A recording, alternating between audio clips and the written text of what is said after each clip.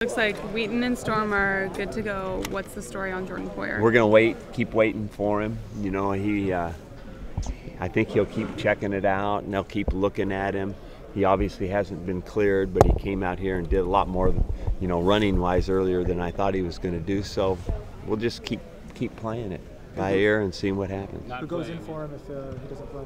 Well, you know, it takes about 5 guys to replace Jordan Poyer. So at corner, of course, Sean Martin will be there. Not playing isn't in Jordan's vocabulary, so it's kind of tough. Yeah, it is. It's a little bit strange to have to consider this, but we'll have to just, you know, I'm not going to rule him out yet. Without him, though, does that hamper your nickel and dime things that you've been doing?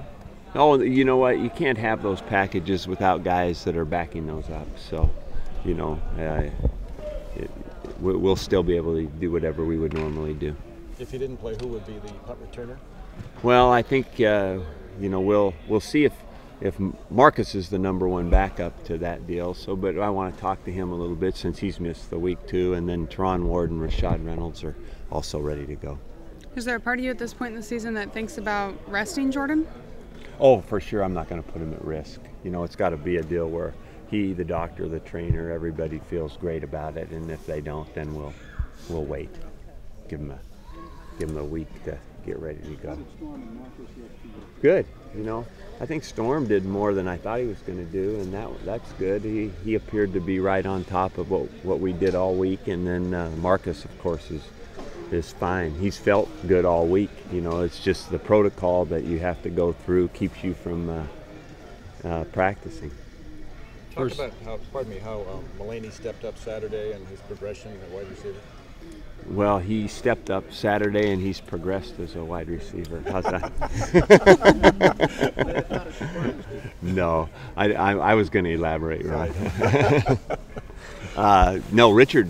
You know, anybody that's been watching us practice has noticed Richard Mullaney. You know, he's not a secret to us at all. So he's made a ton of plays in practice, and so you know, it's we don't have many receivers as far as a lot of depth, but the depth that we have are good players, and Richard's one of them, and he went in and did what he's capable of doing.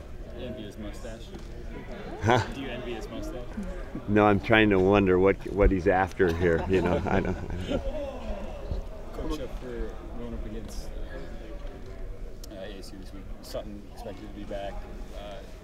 How does he affect the game? Oh, he's a great player. You know, they have a lot of speed on defense, a lot of different stuff going, and of course he's a big part of all that talent that they have.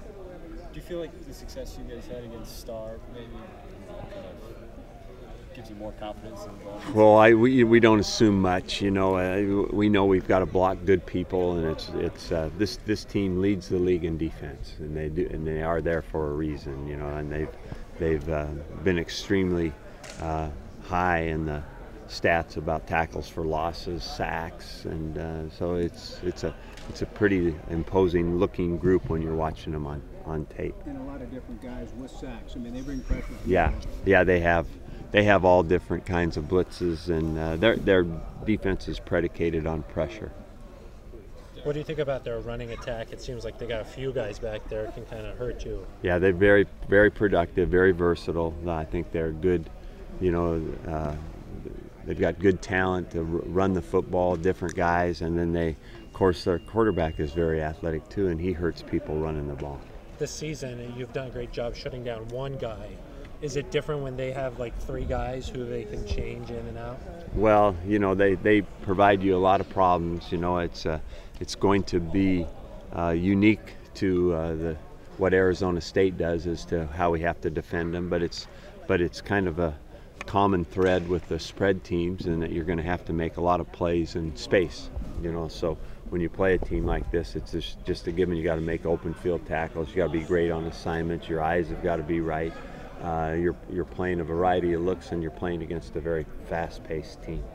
You feel like you guys responded pretty well this week after that loss? Yeah, I thought practices were great, Brandon. I thought that I don't think that we really, you know, after the disappointment of going through the weekend, Sunday, I thought Monday was pretty typical, really. This group practiced as well.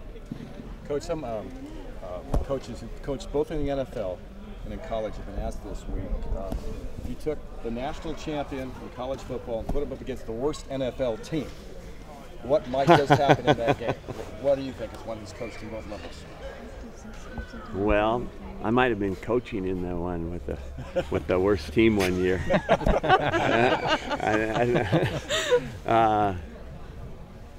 No, I don't think. I think you're talking when you see an NFL football team. Those guys. There's a lot of athletes on every team, and who knows execution-wise how it would come out. But you're talking about older talent that's good. So I don't know. It's a good question.